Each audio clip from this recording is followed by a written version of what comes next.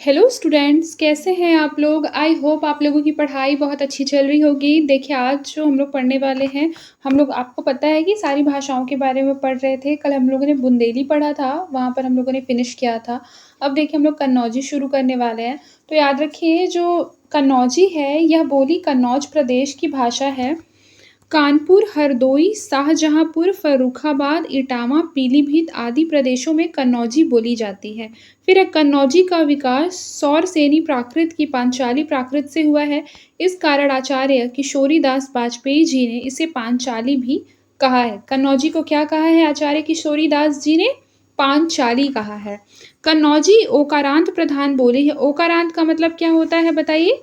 वह शब्द जिसका जो अंत होता है वो ओ वर्ण पर होता है, उसे बोलते हैं ओकारांत। कन्नौजी में संयुक्त स्वर की प्रधानता है। जैसे और हो जाता है, कौन क्या हो जाता है? कौन हो जाता है। फिर देखिए इसकी ध्वनियों में ह का लोप हो जाता है। अत्यंत अल्प प्राण महाप्राण में परिवर्तित हो जाता है। यानी कि जहाँ पर कम मतलब समय लगता है उच्चारण में, वह क्या हो जाता है? कन्नौजी में परिवर्तित होके उसमें अधिक समय लगता है। मतलब यानी कि कन्नौजी जो है वो बुंदेली से अलग है। क्योंकि बुंदेली में क्या होता था कि जहाँ पर महाप्राण व्यंजन होता था, वहाँ पर क्या हो जाता था?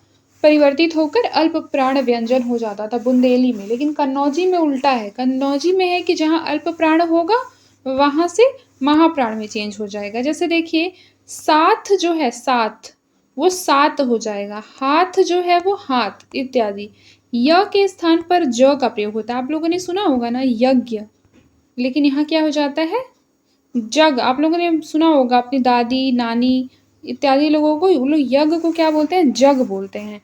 तो यह गलत नहीं है, यह कन्नौजी बोली के हिसाब से बिल्कुल सही है। ठीक है, देखिए लिखा है जैसे यमुना का जमुना, यश का जस, और जैसे मैंने बताया यज्ञ का जग हो रहा है, उस तरीके से बोलते होंगे, आप लोगों को सुना होगा। फिर देखिए व के स्थान पर ब का प्रयोग होता है। कन्नौजी में व नहीं होता, यानी वर नहीं होता है, बर बोलते हैं। जैसे आप लोग जब कभी गांव जाएंगे तो आप लोगों ने सुना होगा कि अगर किसी की शादी होती है तो नानी दादी और अन्य जितने भी होते हैं, वो लोग क्या कहते हैं कि बर बाबू आए हैं। ये नहीं कहते हैं कि वर आए हैं, है ना, बोलते हैं बर बाबू आए हैं। तो इसी तरीके से फिर देखिए कन्नौजी में स्वरों में मुख्यतः क्या होता है? अनुनासिकीकरण की प्रवृत्ति पाई जाती है। किसकी प्रवृत्ति पाई जाती है? अनुनासिकीकरण। अनुनासिकीकरण क्या होता है? जो ये जो चंद्र बिंदु ये होता है, ये अनुनासिकीकरण का इम्पैक्ट डालता है। ठीक है, जैसे फॉर एग्जाम्पल देखिए भौजाई। भौजाई का क्या हो जाता है? कन्नौजी भौजाई। जुआ का क्या होता है? जुआ। ठीक है, उस तरीके से।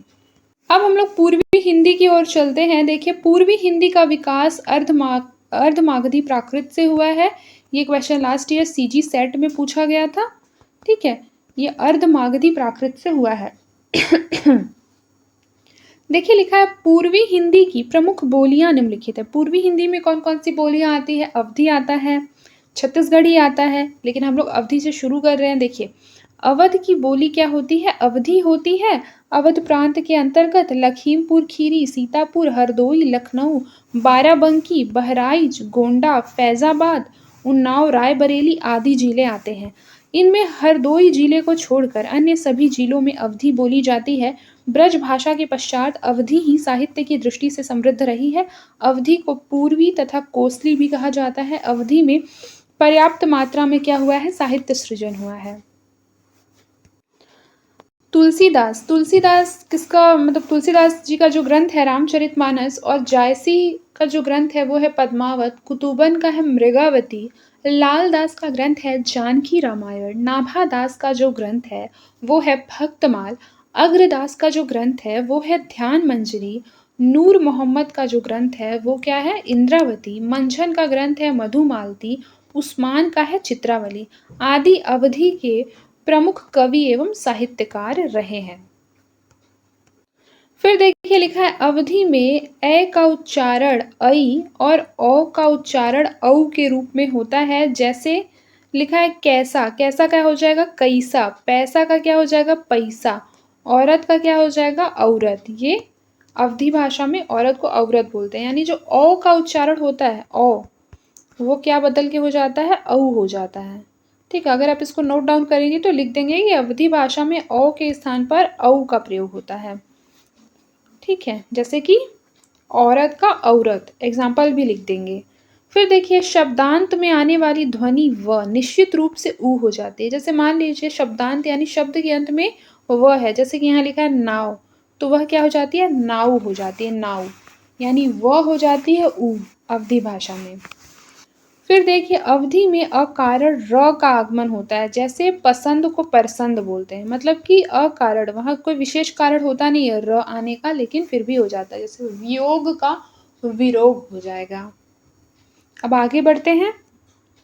फिर देखिए अंतस्थ व्यंजन य और व यदि किसी संयुक्त व्यंजन के साथ संयुक्त रूप से जुड़े हों तो अवधि में य के स्थान पर या व के स्थान पर उआ परिवर्तन देखा जाता है। जैसे ग्वाल क्या हो जाता है? गुआर। यार क्या हो जाता है? सियार। द्वार क्या हो जाता है? दुआर। यार क्या हो जाता है? पियार। शब्द के आरंभ में और शब्द के मध्य में आने वाली ई ध्वनि ह में परिवर्तित होती है। जैसे रईस, रहीस। इच्छा का हिच्छा और सईस का सहीस। कुछ ध्वनि परिवर्तन इस प्रकार से होते हैं, जैसे कि ण का क्या हो जाता है? न। जैसे गुड़ पढ़ते हैं ना, गुड़ का क्या हो जाएगा? गुण हो जाएगा। भक्त का भगत हो जाएगा। क्यों? क्योंकि क जो होता है वो ग में परिवर्तित हो जाता है। ल जो होता है वो र में। जैसे भाल को भार बोलते हैं। ठीक है। जैसे देखिए य का ज हो जाता है, यानी योग का जोग हो जाता है। फिर श का ख हो जाता है, भाषा का बहुत लोग भाखा बोलते हैं। व का ब हो जाता है, वर्षा को आप लोगों ने सुना होगा बहुत बार कि वर्षा हो रही है। इस तरीके से ये क्या होती है? अवधि में शब्द परिवर्तित हो जाती है। देखिए लिखा है कि अवधि में अधिकांश शब्द वाकारांत होते हैं। वाकारांत यानी शब्द के अंत में क्या होगा? वा होगा। जैसे देखिए यहाँ पर लिखा है ना, जगदीशवा, घोड़वा इत्यादि। तो अवधि में क्या होते हैं? अधिकांश शब्द वाकारांत होते हैं। ये विशेषताएं याद रखिएगा, क्योंकि आजकल देखा होगा आप लोगों ने पीवाईक्यू में जो एग्जाम में क्वेश्चन आ रहे हैं वो काफ़ी स्टेटमेंट बेस्ड क्वेश्चन आ रहे हैं। मान लीजिए लिखा रहेगा कि इसमें से कौन सी अवधि की विशेषता नहीं है और स्टेटमेंट चेंज करके लिख देगा एक स्टेटमेंट में कि अवधि में अधिकांश शब्द जो होते हैं वो आकारांत होते हैं, या फिर लिख देगा ओकारांत होते हैं, तो क्या हो जाएगा? गलत हो जाएगा। क्योंकि आप लोगों को पता है कि अवधि में अधिकांश शब्द जो होते हैं वो क्या होते हैं? वाकारांत होते हैं। यानी कि किसी भी शब्द का जो अंत है वो वा धातु पर होता है। अब देखिए लिखा है कारक रचना की दृष्टि से विभिन्न कारकों में जहां अवधि के अपने परसर्ग हैं, वहीं कर्ता कारक के चिन्ह ने का जो है वो विलुप्त हो जाता है। जैसे उसने खाया, उसने खाया का ने का क्या हो रहा है? विलोपन हो रहा है, और वो क्या हो जाएगा? ऊ खाइल। मतलब यहाँ पर क्या हो जाता है? कर्ता कारक के चिन्ह ने का विलोप हो जाता है। अब देखिए अगला क्या है? बघेली। याद रखिए बघेल खंड की बोली क्या होती है? बघेली कहलाती है। बघेल खंड में बघेल राजाओं का राज्य था, जिसकी राजधानी रीवा थी। अतः इसका जो केंद्र है वह रीवा है। इसके अतिरिक्त यह जबलपुर, मांडला, हमीरपुर, मिर्जापुर, बांदा, दमोह, नागौर, सतना, शहडोल और मैहर में बोली जाती है। इस साइड पे क्या बोली जाती है? बघेली बोली जाती है। बघेली की विशेषताएं बहुत इंपॉर्टेंट है। देखिए व के स्थान पर ब हो जाता है। जैसे मैंने आपको बताया ना कि वर्षा के स्थान पर आप लोगों ने दादी नानी लोगों को सुना होगा, वो लोग क्या कहते हैं? वर्षा कहते हैं। आदिवासियों की शब्दावली बहुलता होती है। मतलब यहाँ पर बेसिकली आदिवासियों की जो शब्दावली है उसका प्रयोग अधिक मात्रा में आपको देखने को मिलेगा। विशेषण के साथ हा प्रत्यय का प्रयोग होता है। जैसे देखिए कमहा, सुंदरहा। सुंदर क्या है? एक विशेषण है, और उसमें कौन सा प्रत्यय जुड़ा है? हा प्रत्यय जुड़ा है। अब देखिए छत्तीसगढ़ी, यह भाषा रायपुर, बिलासपुर, रायगढ़, दुर्ग, नंदगांव, कांकेर, सरगुजा, कोरिया में बोली जाती है। इस बोली में साहित्य न के बराबर है। इसमें शब्दों के महाप्राणीकरण की प्रवृत्ति होती है, जैसे जन, झन आदि। फिर है राजस्थानी हिंदी। राजस्थानी हिंदी का देखिए लिखा है, राजस्थानी हिंदी की जो उत्पत्ति है सौर सेनी अपभ्रंश से हुई है। राजस्थानी हिंदी की प्रमुख बोलियां निम्नलिखित है। आइए देखते हैं।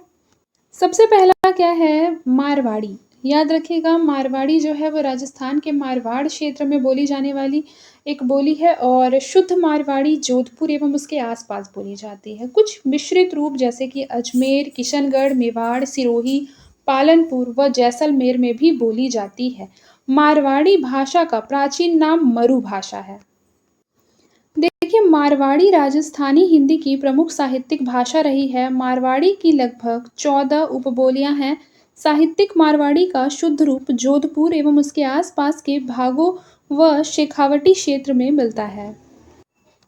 फिर देखिए, मारवाड़ी में करण तथा अपदान कारकों में सु, ऊ तथा संबंध कारक में मैं, माई आदि कारक चिन्हों का प्रयोग होता है। सर्वनामों में मैं के लिए महे एवं मह आदि सर्वनामों का प्रयोग किया जाता है। अब देखिए, ये चीज़ मैंने आपको पहले ही बताया है कि जयपुरी का दूसरा नाम क्या होता है? ढूंढाही होता है। ठीक है, और खड़ी बोली का दूसरा नाम क्या है? कौरवी है। क्या है? कौरवी है। ये भी मैंने आपको पढ़ाया है और मैं बीच-बीच में आपको याद दिलाते रहती हूँ ताकि आप पुराना पढ़ाया हुआ ना भूलें। देखिए, जो ढूंढाड़ी है, ढूंढाड़ी को जयपुरी भी कहा जाता है। जयपुर के शेखावटी क्षेत्र को छोड़कर संपूर्ण जयपुर में ढूंढाड़ी या ढूंढानी बोला जाता है। ढूंढाड़ी के साहित्यिक रूप में ब्रजभाषा, गुजराती, मारवाड़ी का जो प्रभाव होता है वो परिलक्षित होता है, अर्थात दिखाई देता है। ढूंढाई जो होता है ना, ढूंढाड़ी में गद्य एवं पद्य दोनों रूपों में साहित्य रचना की गई है। ये जो ढूंढाड़ी है इसमें क्या होता है? गद्य भी मिलता है और क्या मिलता है? पद्य भी मिलता है। अब मेवाती की ओर चलते हैं। मेवाती में देखिए, राजस्थान में जहाँ मेयो जाति निवास करती है उस क्षेत्र को मेवात तथा बोली को मेवाती कहा गया है। मेवाती क्या है? मतलब मेयो क्या है? मेवो जो है एक जाति है और मेवाती जो है मेयो जाति जहाँ निवास करती है वहां पर बोले जाने वाली बोली को मेवाती कहा गया है। अलवर, अलवर क्या है? तो अलवर भरतपुर बेसिकली क्या है? ये राजस्थान में एक क्षेत्र है। अलवर भरतपुर के उत्तर पश्चिमी क्षेत्र तथा गुड़गांव क्षेत्र में मेवाती बोली जाती है। चरण दास की शिष्या दयाबाई एवं सहजोबाई ने अधिकांशतः मेवाती में ही साहित्यिक रचनाएं की है। प्रायः इसमें साहित्य का अभाव देखने को मिलता है। प्रायः इसमें क्या होता है? साहित्य का अभाव देखने को मिलता है। देखिए, मालवी अब चलते हैं। देखिए, मध्य प्रदेश का वह क्षेत्र जो दक्षिण पूर्वी राजस्थान से जुड़ा हुआ है मालवा कहा जाता है। इसमें रतलाम, भोपाल, ग्वालियर, नीमच, इंदौर, चित्तौड़ का पूर्वी क्षेत्र, प्रतापगढ़, उज्जैन आदि प्रदेश आते हैं। इन क्षेत्र में बोले जाने वाली जो भाषा है वो क्या कहलाती है? मालवी कहलाती है। मालवी में साहित्य का अभाव है। फिर देखिए, बिहारी हिंदी की उत्पत्ति। बिहारी हिंदी की जो उत्पत्ति है वो मागधी प्राकृत से हुई है। इसकी प्रमुख बोलियां जो है वो निम्नलिखित है। पहला है भोजपुरी। बिहार राज्य के आरा जिले के एक गांव भोजपुर के नाम पर इस भाषा का जो नाम है वो भोजपुरी पड़ा। भोजपुर क्षेत्र को राजा भोज ने बसाया था। भोजपुरी ऐसी बोली है जो उत्तर प्रदेश, बिहार, झारखंड, नेपाल, फिजी, मॉरिशस आदि क्षेत्रों में बोली जाती है। उत्तर प्रदेश के बलिया, गोरखपुर, वाराणसी, आजमगढ़, गाजीपुर, चंदौली, महाराजगंज, जौनपुर, इलाहाबाद, सुल्तानपुर, प्रतापगढ़, बस्ती, फैजाबाद, बहराइच, गोंडा, सिद्धार्थनगर, मिर्जापुर, मऊ आदि जिलों में तथा बिहार के बक्सर, भोजपुरी, पूर्व पश्चिम एवं चंपारण, गोपालगंज, रोहतास, सारण, सिवान, वैशाली, भभुआ आदि जिलों में भोजपुरी बोली जाती है। फिर ये भोजपुरी भारत की सर्वाधिक बोली जाने वाली बोलियों में से एक है। संत कवि कबीर, धर्मदास, धरणीदास आदि पर भोजपुरी भाषा का प्रभाव रहा है। रामनाथ पांडेय भोजपुरी के प्रमुख साहित्यकार हैं।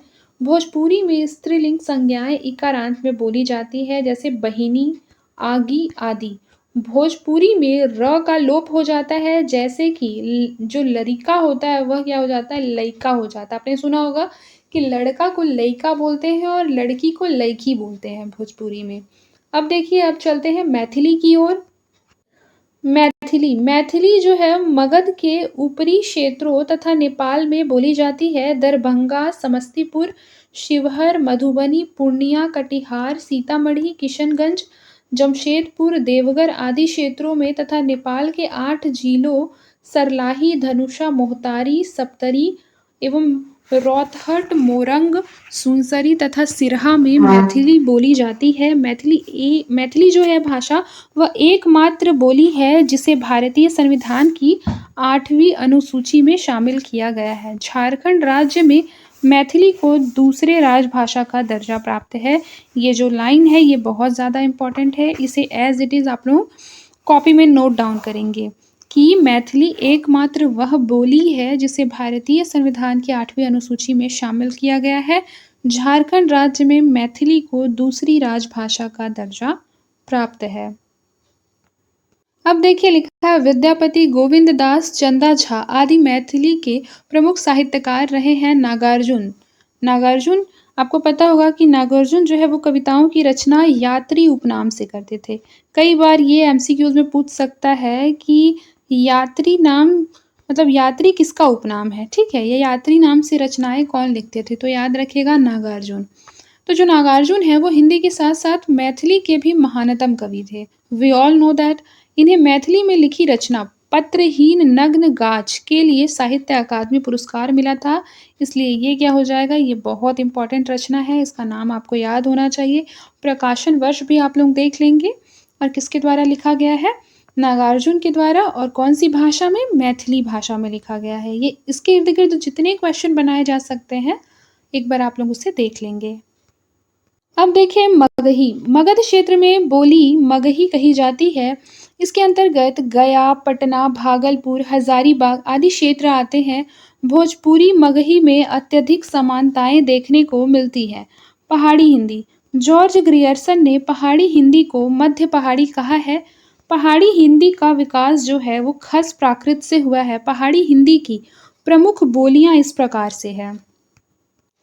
देखिए यह बोली उत्तराखंड के गढ़वाल क्षेत्र की बोली है। इसके अंतर्गत टिहरी, गढ़वाल, उत्तरकाशी, चमोली जिले शामिल हैं। इस बोली पर पंजाबी, ब्रज एवं राजस्थानी कुछ सीमा तक वैशाली का प्रभाव रहा है। गढ़वाली में लोक साहित्य प्रचुर मात्रा में रचा गया है। अब देखिए कुमाऊनी, कुमाऊं का पुराना नाम कुरमांचल था। क्या था, कुरमांचल। इसके अंतर्गत नैनीताल, पिथौरागढ़, अल्मोड़ा एवं रानीखेत जिले शामिल हैं। यहाँ यह भाषा बोली जाती है।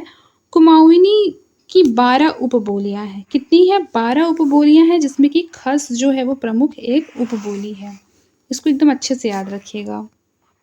अब नेपाली, यह बोली हिमाचल प्रदेश के शिमला, मंडी, चंपा, जौनसार, सिरमौर क्षेत्र में बोली जाती है।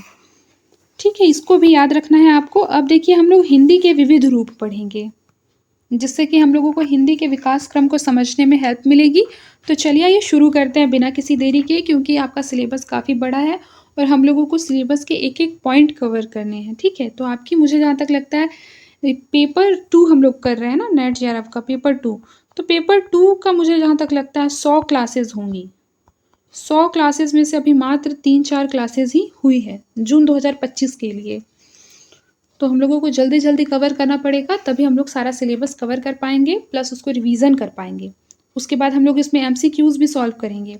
ठीक है, एमसीक्यूज़ को लेकर मुझे जहाँ तक लगता है 100 क्लासेस से ज़्यादा हो सकता है। तो चलिए ये शुरू करते हैं हिंदी के विविध रूप।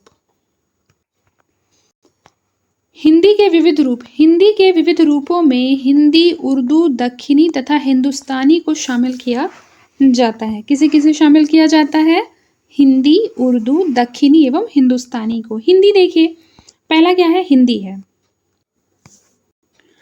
हिंदी, जिस रूप में आज हिंदी भाषा विकसित है, जिस रूप में आज क्या है, हिंदी भाषा विकसित है, वह खड़ी बोली का ही एक साहित्यिक रूप है। खड़ी बोली का विकास जो है वो 19वीं शताब्दी में हुआ था। अमीर खुसरो ने सर्वप्रथम हिंदी खड़ी बोली में रचना की। उन्होंने अपनी भाषा को हिंदवी कहा। अमीर खुसरो ने अपनी भाषा को क्या कहा, हिंदवी कहा। फिर उसके बाद देखिए लिखा है कि उनके लिखे ये दोहे उनकी भाषा में खड़ी बोली के दर्शन कराते हैं। जैसे देखिए लिखा है, गोरी सोए सेज पर, मुख पर डारे केश, चल खुसरू घर अपने, रैन भई चहु देश। खुसरो दरिया प्रेम का, सो उल्टी वाकी धार, जो उबरो सो डूब गया, जो डूबा सो पार। रैनी पढ़ी रसूल की, सो रंग मौला के हाथ, जिसके कपड़े रंग दिए, जो धन धन वाके भाग। याद रखिए ये जितने भी लाइन्स हैं बहुत इंपॉर्टेंट है। कई बार इसमें से एक लाइन ऐसे करके दे देता है और पूछ देता है कि उपर्युक्त पंक्तियाँ किस कवि की है, तो आपको याद होना चाहिए किसका है, अमीर खुसरो का है। देखिए, अब लिखा है मध्यकाल में ब्रज भाषा और अवधी साहित्यिक भाषाएं थीं, लेकिन जनसंपर्क के रूप में हिंदी सशक्त भाषा के रूप में रही। कालांतर में हिंदी का परिनिष्ठित रूप देखने को मिला। भारतेंदु हरिश्चंद्र, महावीर प्रसाद द्विवेदी, प्रेमचंद, रामचंद्र शुक्ल, जयशंकर प्रसाद, सूर्यकांत त्रिपाठी निराला आदि कवियों व साहित्यकारों ने गद्य पद्य के रूप में हिंदी साहित्य रचना करके इसे परिष्कृत करने में अपना महत्वपूर्ण योगदान दिया। फिर देखिए, ब्रिटिश राज में जनसमूह को संबोधित करने में तत्कालीन महान नेताओं जैसे गांधी, तिलक, दयानंद सरस्वती आदि ने हिंदी का प्रयोग किया। धीरे धीरे हिंदी का महत्व बढ़ता गया और वह राजभाषा के रूप में प्रतिष्ठित होती गई। हिंदी पर संस्कृत के अतिरिक्त अरबी, फारसी, अंग्रेजी आदि विदेशी भाषाओं का प्रभाव भी देखने को मिलता है। आज हिंदी राष्ट्रीय ही नहीं, अंतर्राष्ट्रीय रूप में भी महत्व रखती है। Fiji, Mauritius, Canada, Guyana, Nepal आदि देशों में हिंदी के विविध रूप देखने को मिलते हैं। अब देखिए उर्दू। उर्दू फारसी लिपि में लिखी जाती है। मैंने आपको फर्स्ट क्लास में ही बताया था। ये क्वेश्चन पीवाईक्यू में और जिस जिस एग्ज़ाम में हिंदी आता है उसमें कई बार रिपीटेड क्वेश्चन है कि उर्दू की लिपि क्या है। तो उर्दू की जो लिपि है वो फारसी है। मान लीजिए ऑप्शन में अरबी रहेगा तो बहुत से लोग कन्फ्यूज़ होकर अरबी में टिक कर देंगे, बट ऐसा नहीं है। उर्दू जो है वो फारसी लिपि में लिखी जाती है। उर्दू का जो जन्म है वो किससे हुआ है? खड़ी बोली से हुआ है। ये क्वेश्चन भी पूछा जा सकता है, काफ़ी अच्छा क्वेश्चन है। उर्दू कोई अलग भाषा न होकर खड़ी बोली से ही विकसित हुई है। यही कारण है कि विद्वान हिंदी व उर्दू को परस्पर बहने मानते हैं। उर्दू में अरबी फारसी शब्दों की बहुलता रहती है। यह फारसी लिपि में लिखी जाती है। ब्रिटिश उपनिवेश काल के पूर्व यह हिंदू और मुस्लिम दोनों की भाषा थी, परंतु ब्रिटिश उपनिवेश के दौरान अंग्रेजों ने हिंदू व मुस्लिम दोनों में फूट डालकर उर्दू को मुस्लिमों और हिंदी को हिंदुओं की भाषा घोषित कर दिया। उर्दू की प्रारंभिक पुस्तक बानो बहार, रचना काल कब था? 18वीं सदी। याद रखिएगा, उर्दू की प्रारंभिक पुस्तक कौन है? बानो बहार है। इसको एकदम नोट डाउन कर लीजिए क्योंकि बाद में आपके दिमाग से निकल जाएगा। अब देखिए, लिखा है कि हॉब्सन जॉब्सन शब्दकोश के अनुसार उर्दू शब्द भारत में बाबर के समय में आया, परंतु वास्तव में यह शब्द बाबर के पूर्व ही तुर्कों के साथ उर्दू रूप में इस देश में आ चुका था। लिखा है कि उर्दू के प्रारंभिक कवियों इब्राहिम आदिल शाह, मोहम्मद कुली कुतुब शाह, सुल्तान मोहम्मद कुतुब शाह का उदाहरण देकर रामधारी सिंह दिनकर यह सिद्ध करते हैं कि उर्दू का जन्म दिल्ली और आगरा में नहीं बल्कि दक्षिणी भारत में हुआ था। उनकी मान्यता है कि दिल्ली और आगरा तो इस्लामी संस्कृति के गढ़ थे और बाहर से आने वाले मुस्लिम इन्हीं केंद्रों पर ठहरते थे, इसलिए यहाँ फारसी के श्रोता मिल जाते थे। उस कारण कवि या तो ब्रज या तो अवधी या शुद्ध फारसी में लिखते थे। धीरे धीरे अरबी, फारसी और हिंदी का मिश्रित प्रयोग होने लगा और उर्दू भाषा का जन्म हुआ। देखिए, लिखा है उर्दू का आधार भले ही हिंदी अथवा खड़ी बोली रहा है, परंतु अरबी, फारसी, तुर्की शब्दावली के आधिक्य ने उसे हिंदी से भिन्न जमीन भी प्रदान की। स्वाधीनता आंदोलन के दौरान महात्मा गांधी सदृश नेताओं के प्रयास से यह भाषा शब्दावली की दृष्टि से हिंदी के निकट अवश्य आई, परंतु उससे पहले और बाद में भी इसमें क्लिष्ट अरबी फारसी शब्दावली का प्रयोग बढ़ता रहा। आज यह प्रयोग इस सीमा तक बढ़ गया है कि पड़ोसी मुल्क पाकिस्तान ने इसे अपनी राष्ट्रभाषा घोषित किया हुआ है। देखिए, लिखा है भारत के संविधान में इसे स्वतंत्र भाषा का स्थान दिया गया है। अन्य स्तरों पर भी यह भाषा हिंदी की तुलना में कुछ विशिष्टता लिए हुए है। जैसे इसमें नागरी के स्थान पर फारसी लिपि को स्वीकार किया गया है। उर्दू में क, ख, ग, ज, फ 5 छवियां मिलती हैं जो हिंदी में नहीं है। इनका प्रयोग केवल उर्दू के जानकार हिंदी भाषी ही करते हैं। साहित्यिक दृष्टि से भी उर्दू का विशिष्ट स्थान है। फिर देखिए, उर्दू के लेखक एवं शायर कौन कौन से हैं? गालिब है, जफर है, शाहिर लुधियानवी है, राजेंद्र सिंह बेदी है, फिराक गोरखपुरी है और मोहम्मद इकबाल है। अब आइए दक्षिणी की ओर चलते हैं। तो दक्षिणी शब्द का जो प्रयोग है वो दक्षिण का निवासी अर्थात दक्षिण की भाषा, इन दो अर्थों में किया जा सकता है।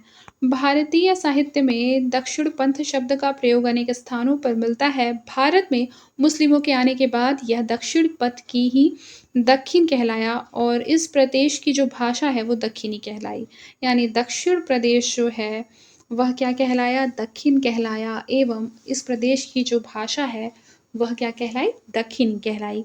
दक्षिणी का जो प्रयोग है वो बीजापुर, गोलकुंडा, अहमदपुर, बरार, मुंबई एवं मध्य प्रदेश तक होता रहा है।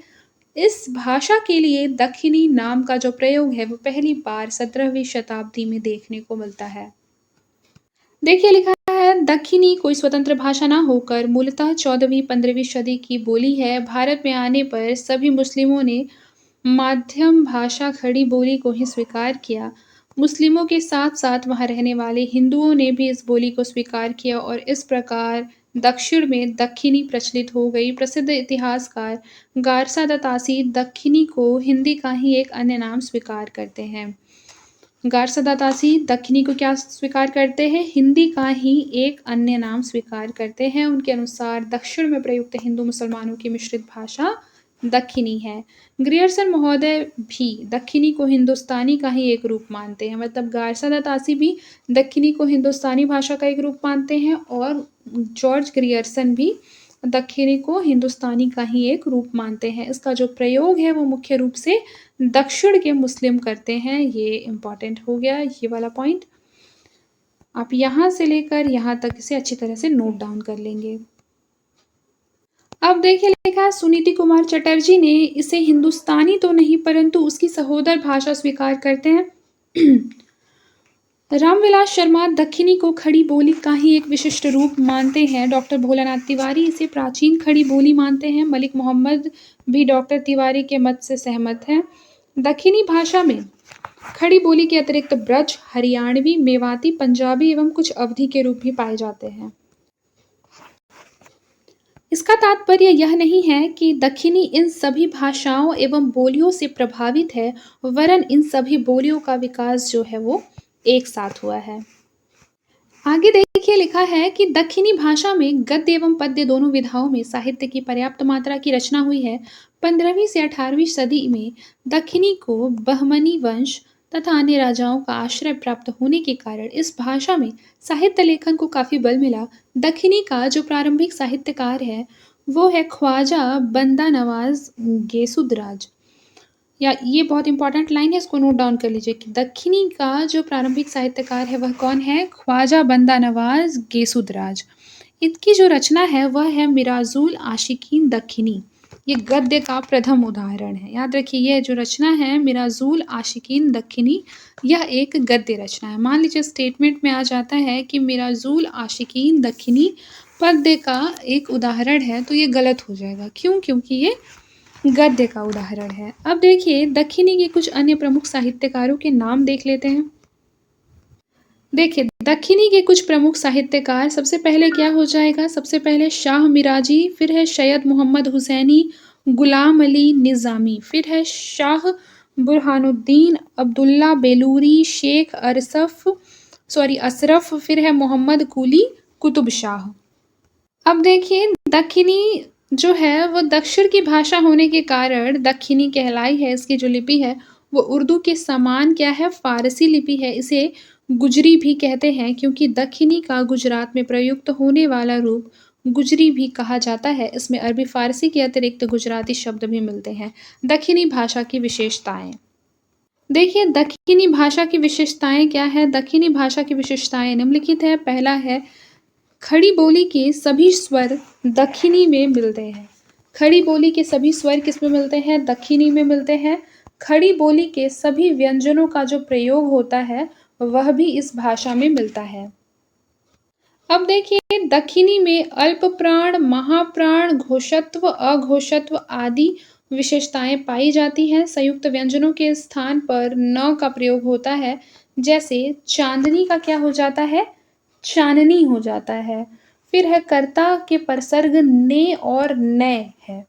कर्म कारक के परसर्ग कु और कु है। करण क्या है? ते, और थे। पुरुषवाचक सर्वनाम उत्तम पुरुष में है यंज हमन मेरे कु हमारे पो, मध्यम पुरुष में तुम्हें अपय, अन्य पुरुष में ऊनन। संज्ञावाचक सर्वनाम कितने हैं? है 8 और 19, यानी कि 6 को यहाँ पर है बोल रहा है, 8 को 8 बोल रहा है और 19 को 19 बोल रहा है। प्रश्नवाचक सर्वनाम क्रिया रूप के लिए की का प्रयोग होता है और वर्तमान है के लिए अछु, अच्छे और अच्छे का प्रयोग। भूतकाल था के लिए थ्या, अथा, अथे का प्रयोग होता है। भविष्य के लिए चलस्यु, चलमु और चलामी का प्रयोग होता है दक्षिणी में। और अव्यय के लिए या, वा, का, ता, चौधीर, इधर उधर, तदकद इत्यादि का प्रयोग होता है। अब देखिए हिंदुस्तानी शब्द का प्रयोग एक शैली के लिए होता है। किसके लिए होता है? एक शैली के लिए होता है। 17वीं शताब्दी में इस रूप में हिंदुस्तानी का पहला प्रयोग स्वामी प्राणनाथ में मिलता है। तो यूरोपीय यात्री, ईसाई पादरी और अंग्रेजकालीन सरकारी कर्मचारी हिंदी से अधिक हिंदुस्तानी शैली का प्रयोग करते थे। 1800 ईस्वी तक यही स्थिति स्वीकार्य रही। 1800 ईस्वी में फोर्ट विलियम कॉलेज की स्थापना हुई और वहां हिंदुस्तानी विभाग की स्थापना की गई। फोर्ट विलियम कॉलेज के प्राचार्य जॉन गिलक्राइस्ट ने इसे ग्रामीण हिंदी एवं उर्दू 2 रूपों में ग्रहण किया। फोर्ट विलियम कॉलेज में हिंदुस्तानी के नाम पर उर्दू पढ़ाई जाती थी। देखिए यहाँ पर लिखा हुआ है कि 19वीं शताब्दी में यूरोपीय विद्वानों के द्वारा लिखे गए सभी हिंदुस्तानी कोश उर्दू के ही कोश हैं। हेनरी यूल एवं बर्गेल कृत प्रसिद्ध कोश हॉब्सन जॉब्सन में भी हिंदुस्तानी जबान को उर्दू ही कहा गया है। 17वीं शताब्दी में जब पुर्तगाली हिंदुस्तान में व्यापार के लिए आए तो उन्होंने देश की भाषा, देश के नाम हिंदुस्तान के आधार पर हिंदुस्तानी रखा। अंग्रेजों ने इसे ही हिंदुस्तानी रूप में ग्रहण किया। डॉक्टर सुनीति कुमार चटर्जी ने भी इसका प्रयोग 17वीं शताब्दी के प्रारंभ से ही स्वीकार कर लिया है। डॉक्टर भोलानाथ तिवारी इसे 15वीं शताब्दी से पहले का स्वीकार करते हैं। बाबर की आत्मकथा तुजुके बाबरी में भी हिंदुस्तानी शब्द का उल्लेख मिलता है। इसको नोट डाउन कर लीजिएगा। देखिए अब क्या लिखा हुआ है कि हिंदुस्तानी के सबसे प्रबल समर्थक एवं प्रचारक महात्मा गांधी की मान्यता थी कि हिंदुस्तानी वह भाषा है जिसको उत्तर में हिंदू एवं मुसलमान बोलते हैं और जो नागरी अथवा फारसी लिपि में लिखी जाती है। वर्ष 1935 में महात्मा गांधी ने हिंदी साहित्य सम्मेलन के नागपुर अधिवेशन में अवसर पर हिंदी को देश के नाना वर्णों एवं समुदाय से जोड़ने वाली अर्थात एकता की भाषा कहकर राष्ट्रीय भाषा घोषित कर दिया था। गांधी जी ने अपने भाषणों, पत्र व्यवहार एवं लेखन में सर्वत्र इसी भाषा का प्रयोग किया। इसके प्रचार प्रसार हेतु 1938 में सैयद महमूद, ताराचंद, भगवान दास, जाकिर हुसैन, सैयद सुलेमान पदवी आदि विद्वानों ने भी हिंदुस्तानी के आंदोलन को आगे बढ़ाने में महत्वपूर्ण सहयोग दिया था और कांग्रेस का जो समस्त कार्य है वो किसमें होता था? हिंदुस्तानी में ही होता था। कांग्रेस का समस्त कार्य हिंदुस्तानी में होता था। सुभाष चंद्र बोस ने इसे सार्वदेशिक भाषा की संज्ञा दी है। किसको? हिंदुस्तानी को। मान लीजिए क्वेश्चन आ जाता है कि हिंदुस्तानी को सार्वदेशिक भाषा किसने कहा है, तो याद रखिएगा सुभाष चंद्र बोस ने। देखिए कल की क्लास में हम लोग पढ़ेंगे हिंदी भाषा प्रयोग के विविध रूप। ठीक है, आज के लिए बस इतना ही। मिलते हैं नेक्स्ट क्लास में। तब तक के लिए अपना ख्याल रखें और मन लगाकर पढ़ाई करते रहें।